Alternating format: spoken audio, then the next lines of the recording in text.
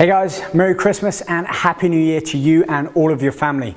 I hope you've had an awesome year so far and have achieved many of your fitness goals. And if you haven't, don't worry, because I have a brand new website launching early next year, complete with all exclusive video content for recipes, workout programs, and nutrition. Speaking of nutrition, I'd like to share with you two holiday themed recipes right now. The first one is a British inspired toad in the hole. My mum used to make this a lot for me when I was a kid. It's basically sausage in batter. I know, it doesn't sound too appetizing, but I'm going to add a little bit more flavor into it and show you how you can make it as healthy as possible. And the second one of my favorite cheat foods, pumpkin pie. Again, I'm going to switch up some of the ingredients and make it as healthy as I can without losing too much flavor. So let's get started on the first recipe, toad in the hole. And for this, I need to make the batter. So I have a mixing bowl here. Traditionally, the recipe calls for milk to be used, but I'm going to use almond milk. Now, if you're working in grams, it's about 110 grams. If you're working in ounces, it's around about 9 ounces. So let's work that out here. Just over a cup worth. So we're going to add that into the mixing bowl like that. Next thing we need to do is add our flour. I'm using gluten-free all-purpose flour, cupful,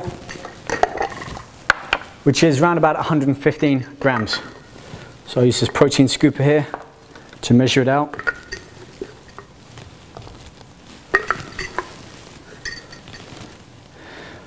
One of the main benefits of using gluten-free all-purpose flour is that a lot of us actually suffer, or our bodies can't digest really the gluten present, which is a type of amino acid. So certainly since cutting out gluten from when I was competing, I found I wasn't quite as kind of holding water around the stomach or as much in my face. So in goes a cup of gluten-free all-purpose flour. Next thing we need to do is add 3 eggs. Now I'm using large brown natural organic eggs here. I'm going to add 3 of them in.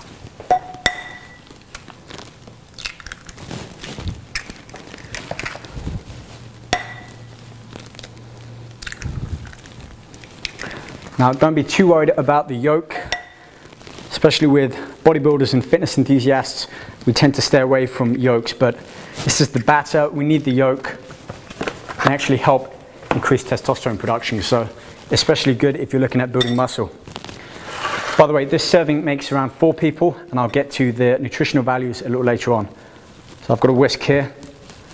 Whisk everything together. You can use an electric one. I just prefer doing everything by hand. Now that I've got the batter all mixed together, I'm going to leave that to one side for now and move on to the sausages. Now for this, I'm using a variety called Applegate. These are organic. I bought them from Whole Foods. But really any variety of sausages will do.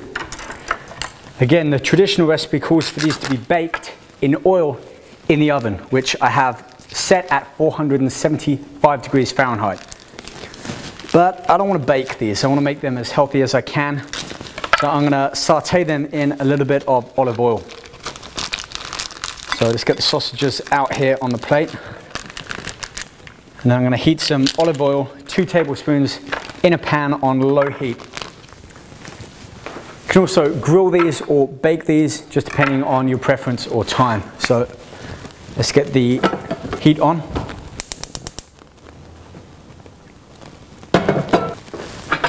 And extra virgin olive oil.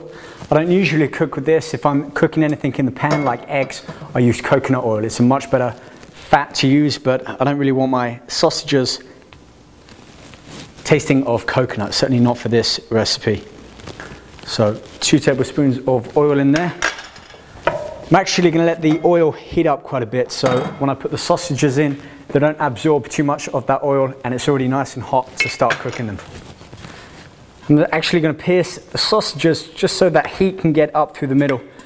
We don't end up with burnt sausages and raw sausages in the middle. So let's get these into the pan.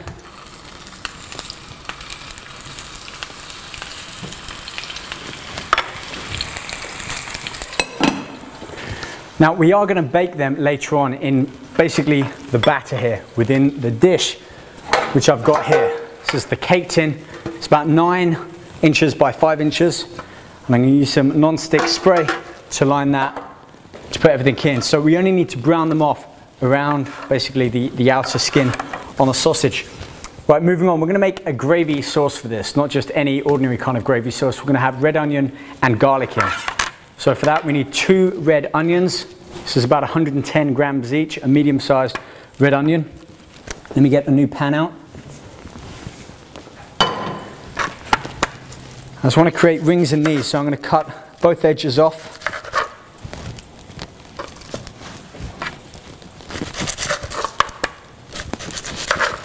Sometimes it's easier if you take a knife and just kind of slice down the outer portion of that shell and then peel it off like so. So now I'm going to create some rings about 1 centimeter wide, like so. We're going to caramelize these with a bit of balsamic vinegar and our garlic cloves.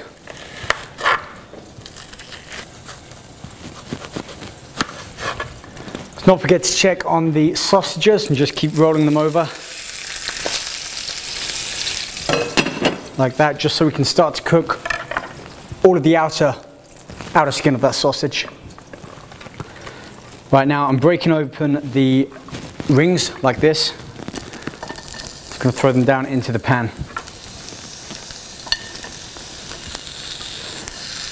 We don't want to fully cook the rings, we just want to start to caramelize them so they start to brown on either side. So make sure you have a spatula handy. You can flip them over after a few minutes. Turn that heat down. Right, now with the garlic. Fresh garlic clove here. Fantastic antioxidant. I'm going to use 3. Now you can use a garlic paste if you want, but I'm trying to keep everything to the bare essential ingredients and keep it fresh. So the best way to get rid of the skin on here, to trim the edges and then just use your hand to basically shell them off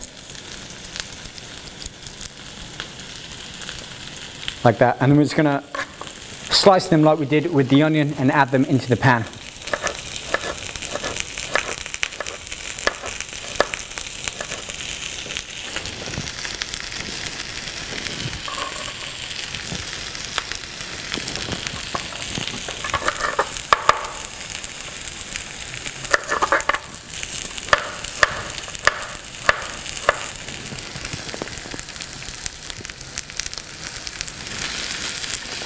Now I'm going to use a stock cube here. If you're in England, OXO cube.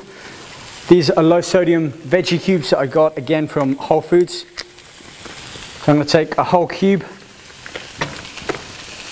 and break this apart with my fingers over this kind of gravy-like stew here.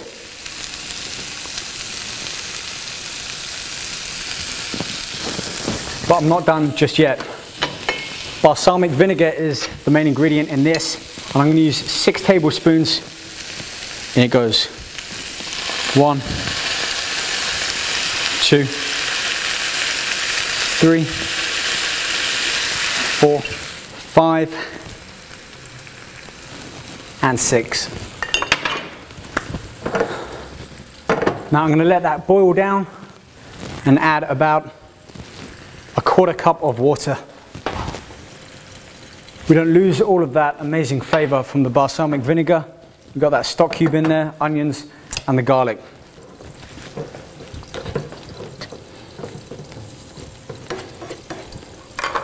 And check on our sausages.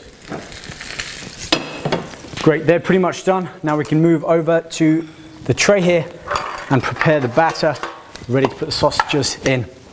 Meanwhile, I'm going to turn this heat off.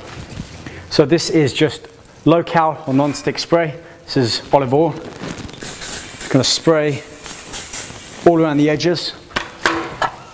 Previous times when I've cooked, I've used parchment paper or greaseproof paper to line the tray. But with this one, again, I want to keep it as basic as I can with all the raw ingredients. So I'm just going to spray around the tin. What I'm going to do first is put half of the batter in.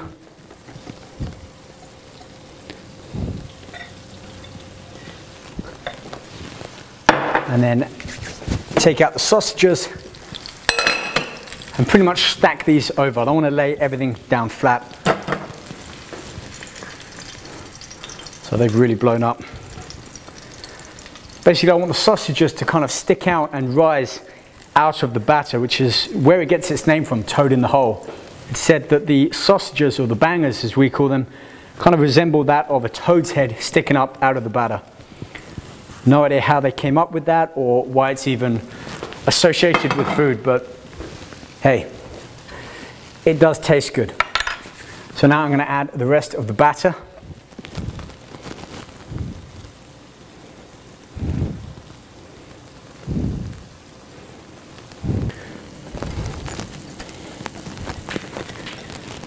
Now, I don't want to fully cover the sausages or immerse them in the batter.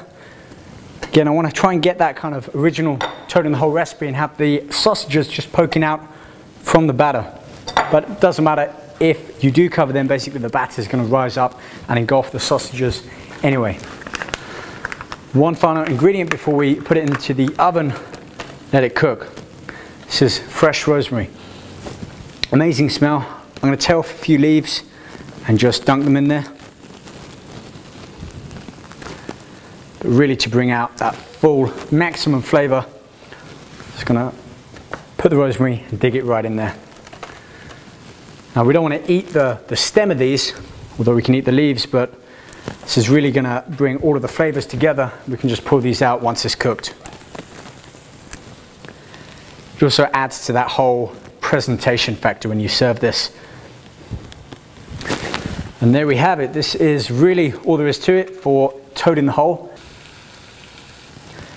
Now I'm going to put this in the preheated oven, which is set to 475 degrees Fahrenheit, and let cook for 20 minutes. Being careful not to open that door to check, because batter has kind of somewhat of a temperament and doesn't seem to fully rise unless you keep it in the oven for that set time. So you can check through the glass door, making sure it's rising up okay and it's not spilling out over, but really try and allow those full 20 minutes at 475 degrees Fahrenheit.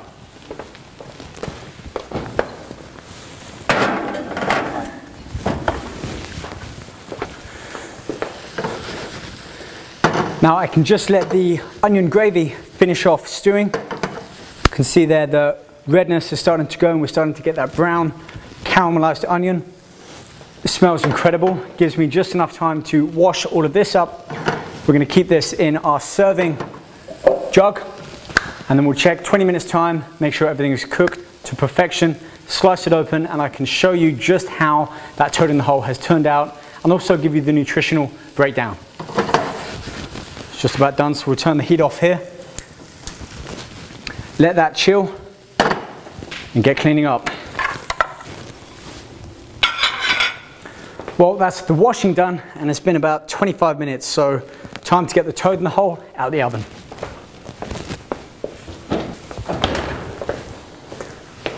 Oh, this smells amazing, and the rosemary has really brought all the flavors together.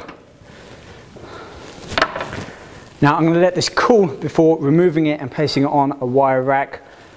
Now this basically serves 4 people, and I've worked out that each quarter contains 350 calories, 24 grams of protein, most of that coming from the sausage, and about 33 grams of carbs and 13 grams of fat. So altogether a pretty balanced meal. And of course we're going to serve that with our red onion and garlic, not so much of a gravy but more of a topping added with that balsamic vinegar. Now if you want to serve this with a little bit more food, I suggest either mashed potato, try using sweet potato as a healthier alternative, or try baking some green beans with a little bit of bacon and some crushed garlic on top. Tastes amazing. Or if you're feeling really guilty about eating this, serve it with a green salad.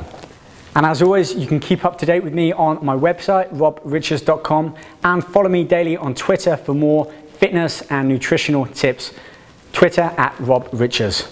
And for more pictures and other recipes, check out my Facebook, the official Rob Riches Facebook group. Time to get this beauty served up, and I'll see you guys real soon. Again, Merry Christmas.